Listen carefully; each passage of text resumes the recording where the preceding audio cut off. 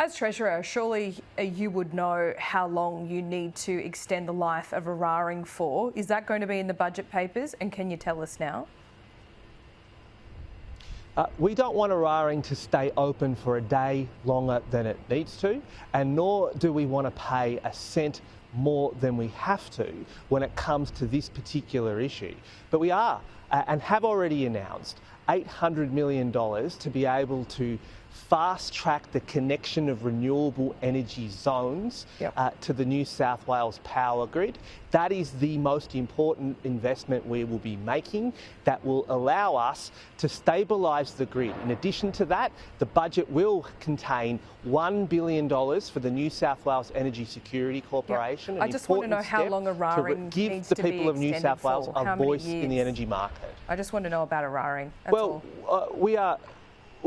We are starting that work now, and I've sent a very clear message to Origin, and I'll send another very clear message to Origin right now. This is not an opportunity for them to game the people of New South Wales. No. This is not an opportunity for them to seek to make a windfall profit.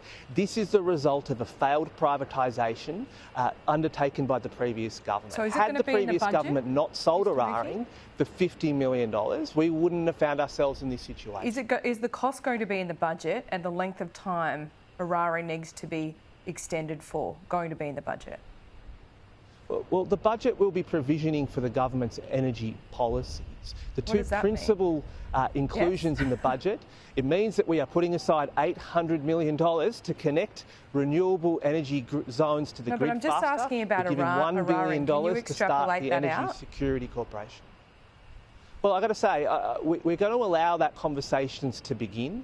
We're going to allow that work to start, and we'll have more to say about the future of the Eraring Power Station when some of those conversations have taken place. Right, okay, so you don't want to drive up the price on New South Wales taxpayers here on AM Agenda. Got it, but we look forward to you answering that question when you can. Finally, before I let you go, Treasurer, we see emails about the cost of lighting up the Opera House for the King's coronation.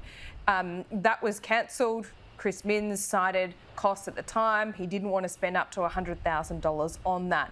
But by cancelling that, when he did taxpayers in New South Wales still incur a cost? Because I understand there was a cancellation fee for that, if you like. Look, that's not the advice that I've received, and I certainly applaud the Premier for taking responsible steps to save the public money. All savings as Treasurer, big and small, are most welcome.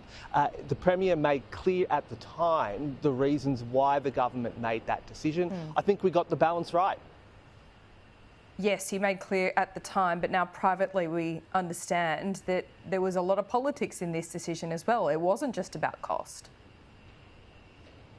Well, I think that the proper interpretation of what has been released through Freedom of Information is that the political leadership of the government made a decision.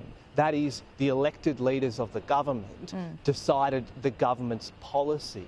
That's what I think the people of New South Wales would expect, and the people of New South Wales will, of course, hold us to account for the decisions we make. OK, but it probably still cost a few $1,000s to cancel it when he did, didn't it? Well, I think that we've saved money. Yeah, but it wasn't cost-free. This is what I'm that is saying. welcome in our budget challenge. Well, I mean, Laura, that's not the advice that I've received. Okay. And I'm glad that the Premier is taking seriously the state of the New South Wales finances. As Treasurer, it makes my job just that little bit easier. Well, if you could confirm that and come back to us, I would really appreciate it. Daniel Mookhey, thanks so much for your time. Thank you.